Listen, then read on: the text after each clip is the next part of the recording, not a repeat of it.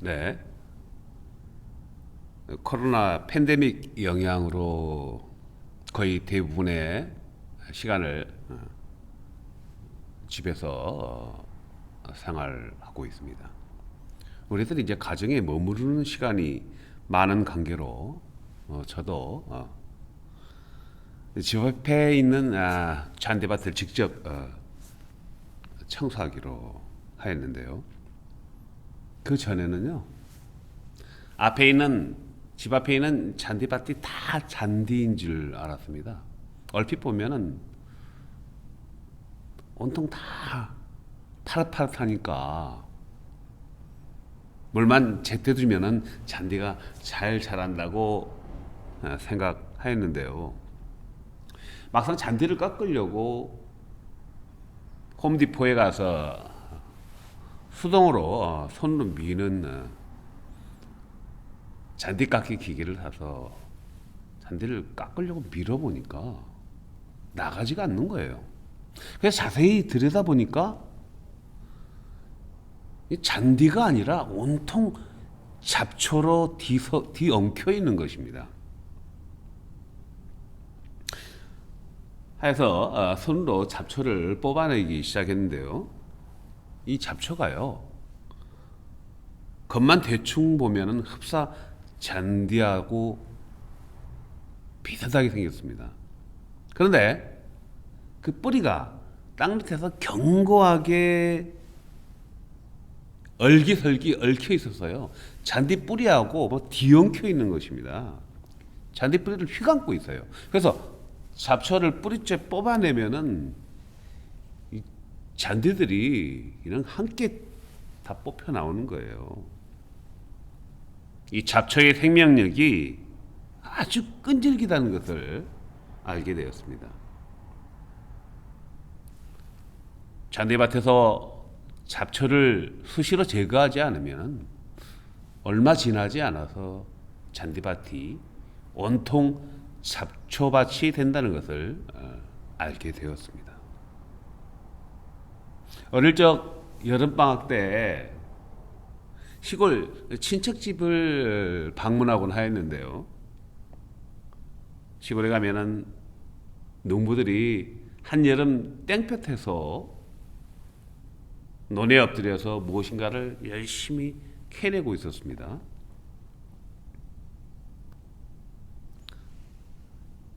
자세히 알아보니까 벼 사이사이마다 자라고 있는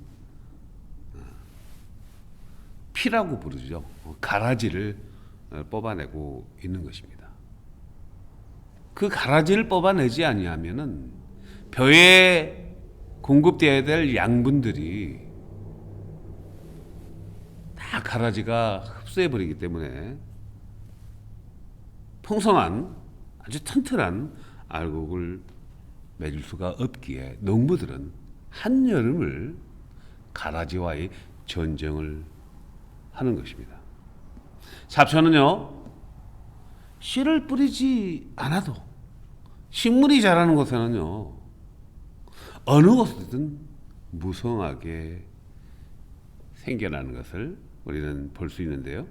예수님이 오늘 주시는 가라지의 비유의 말씀을 통해서 오늘 우리들에게 주시는 하나님의 은혜를 나누고자 합니다.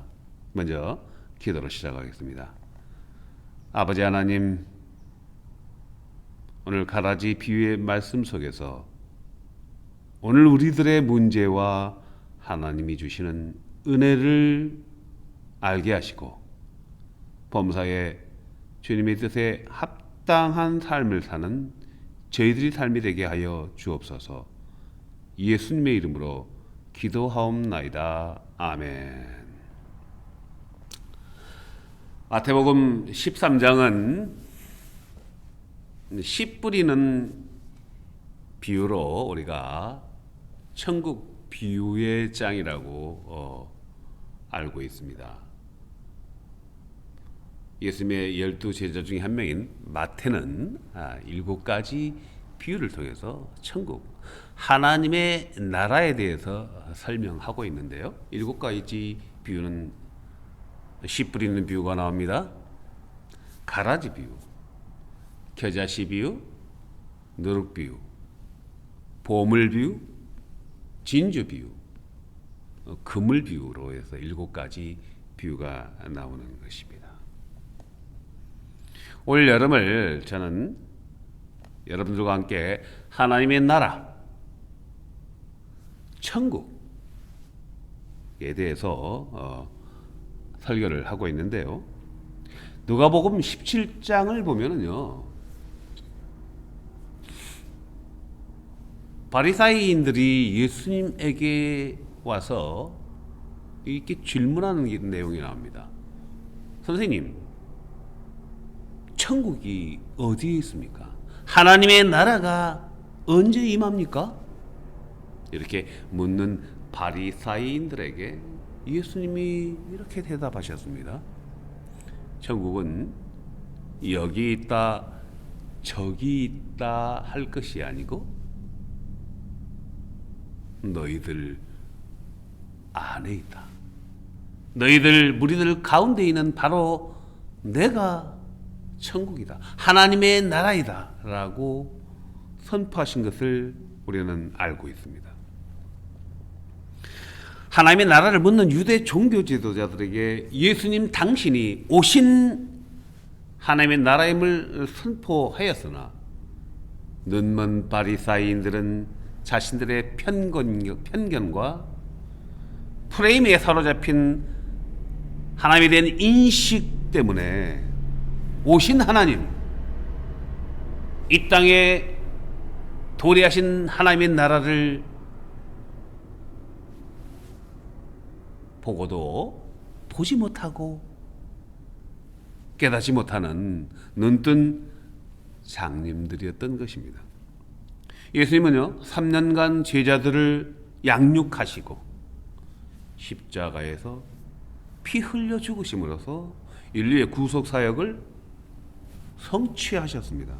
그리고 사흘 후 무덤에서 부활하셔서 40일 동안이나 많은 사람들에게, 제자들과 많은 사람들에게 부활하신, 육신으로 부활하신 모습을 보이시고 제자들 앞에서 감람산이라 불리는 올리브산에서 하늘로 승천하셨고, 예수님이 약속하신 대로, 제자들에게 약속하신 대로 날이 이름에 하나님의 영이요 예수 그리스도의 영이신 성령님이 강림하셔서 성령의 감독으로 교회가 시작된 것을 우리는 알 수 있습니다. 우리들은 마태복음 18장 20절에서 주님이 주신 말씀처럼 내 이름으로 두세 사람이 모인 곳에는 내가 함께 있다는 그 말씀을 믿고 함께 모여서 하나님을 예배하는 교회 공동체가 되었습니다. 우리 장로교회는요, 예수 그리스도의 이름으로 모인 교회를 이렇게 정의합니다. 하나님의 집이요, 성령의 전이요, 그리스도의 몸된 공동체라고 부르고 있는 것입니다. 하나님이 창조한 모든 피조 세계에는요, 오늘 비유에 나오는 가라지가 존재합니다. 푸른 초장에는요, 겉은 똑같은 초록색을 띠고 있는 잡초가 여기저기 무성하게 자라는 것입니다.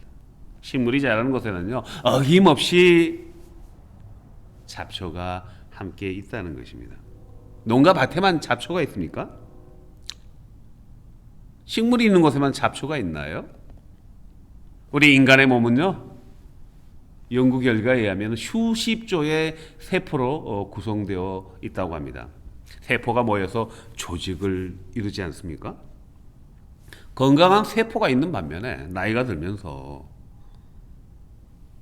잡초와 같은, 가라지와 같은 세포가 생겨나는데요, 우리는 건강하지 못한 잡초와 같은 세포를 암세포라고 부르는 것이죠.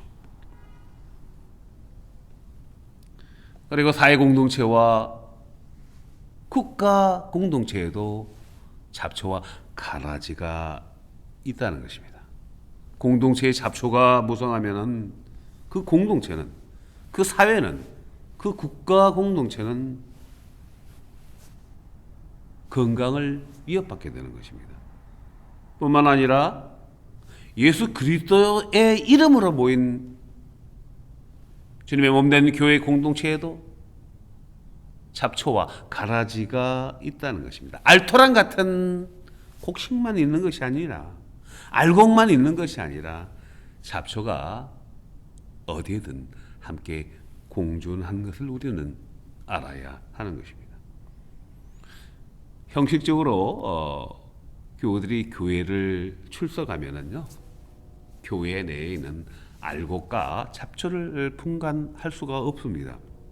마치 잔디밭을 깎으려고 잔디밭을 자세히 들여다볼 때 잡초와 잔디를 분간할 수 있게 되듯이, 교회에서요 열심으로 예배를 섬기고 봉사하고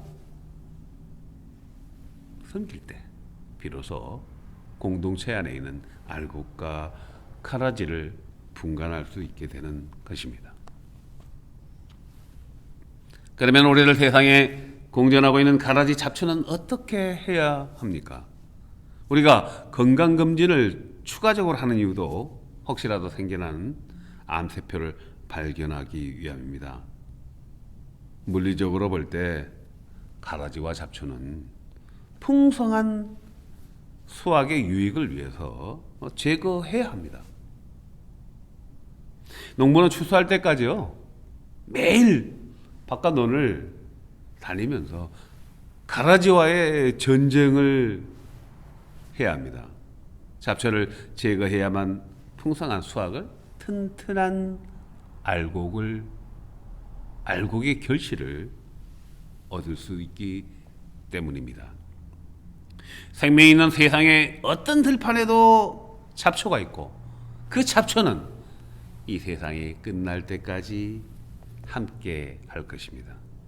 교우 여러분, 그런데 그 잡초, 이 가라지를요 우리가 잘 가꾸면은요 보리가 되고 벼가 되고 밀이 될 수 있습니까? 잡초가 알곡이 될 수 있나요? 잔디밭에서 발견한 잡초에게 비료를 주고 잘 가꾸면 잡초가 잔디가 될 수 있습니까? 잡초는 잡초일 뿐입니다. 절대로 알곡이 될 수 없습니다. 가라지가 알곡이 될 수 없는 것이 하나님이 창조한 창조의 질서입니다. 그러면 오늘 본문의 비유 속으로 한번 들어가 보십시다.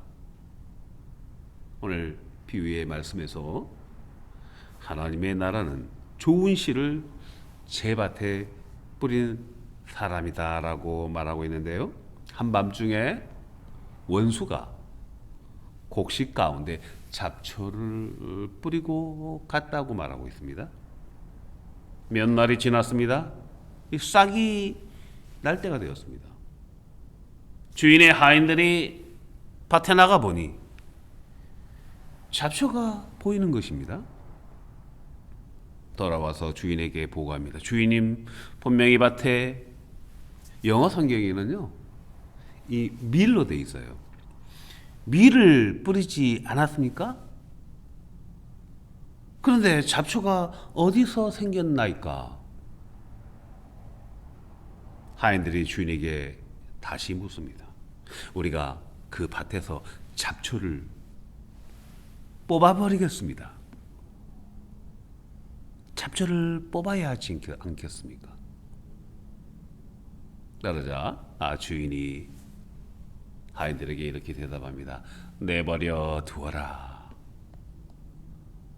가라지를 뽑으려 하다가 정말 알토란 같은 귀한 밀까지 뽑힐까 염려되니 내버려 두어라.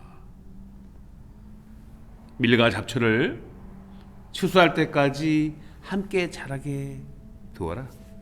추수 때가 되면은 추수꾼들에게 잡초는 먼저 거두어 불사르게 단으로 묶고 밀은 알곡은 내 곳간에 넣으리라. 주인이 이렇게 말하는 것입니다. 예수님이 주신 이 비유의 의미는 무엇일까요? 사실 곡식을 풍성하게 수확하려면요, 좋은 알곡을 수확하려면 농부는요, 하루하루 잡초와의 전쟁을 해야 하는 것입니다. 가라지를 뽑아야 하는 것입니다. 가라지의 기운이 알곡의 기운을, 알곡의 영양분을 다 흡수해버리기 때문에 튼튼한 알곡을 맺을 수가 없습니다.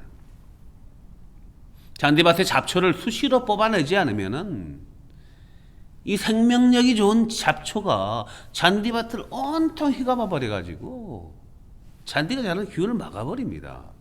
온통 잡초밭이 되듯이 또 우리 몸에 암세포를 조기에 발견하고 그 암세포를 제거하지 않으면 온 몸에 전이가 되어, 온 세포에 전이가 되어 우리가 암으로 죽어가듯이 추수할 때까지 농부의 사명은요,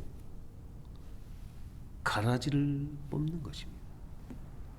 그런데 오늘 주님의 비유의 말씀에서는 밀밭의 주인이 하인들에게 내버려 두어라 라고 명령하는 것입니다. 내버려 두어라. 가라지를 제거하다가 밀을 뽑을까 염려하는 주인의 마음. 풍성한 수확보다는 밀 한 알 한 알의 생명력을 존귀히 여기는 이 예수님의 마음을 우리는 비유를 통해서 엿볼 수 있는 것입니다. 저는 가라지의 비유를 통해서 오늘 주님이 주시는 영적 비전을 나누고자 합니다. 우리는 이성적인 판단과 경험으로는, 우리의 이성적인 판단과 경험으로는 잡초는 잡초일 뿐입니다. 가라지는 가라지일 뿐입니다. 가라지가 알곡이 될 수가 없습니다. 가라지는 알곡을 저해하는 요소입니다.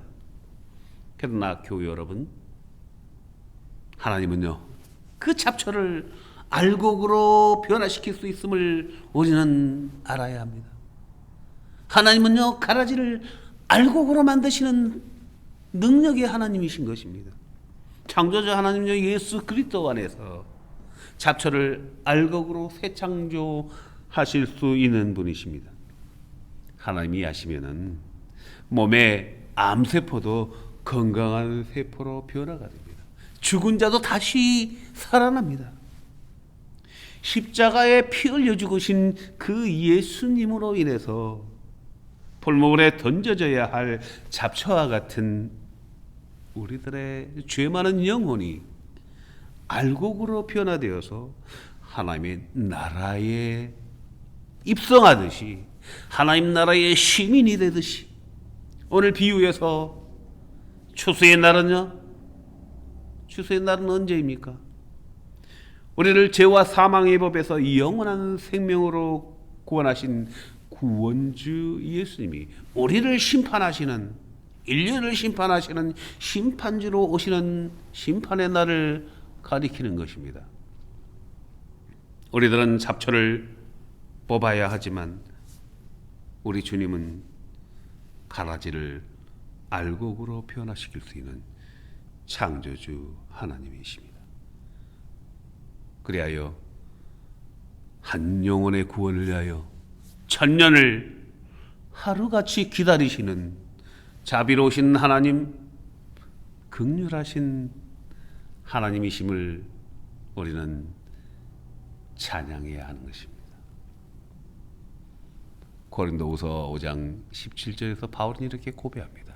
그러므로 누구든지, everyone in Jesus Christ, 누구든지 예수 그리스도 안에 있으면 He has a new creation, 그는 새로운 피조물이라.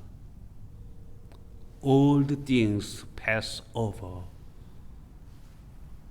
Behold, all things become new.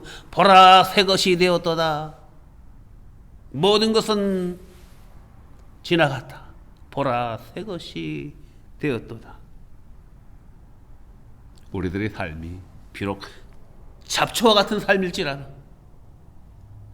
알곡을 해치는 무성한 잡초와 같을지라도, 내가 무익한 잡초와 같은 인생일지라도 버리지 아니하시고 포기하지 아니하시고 회개하고 하나님께 돌아오는 알토란 같은 알곡으로 만드시는 하나님, 가라지를 알곡으로 만드시는 주님을 찬양합니다. Praise God. 기도하겠습니다.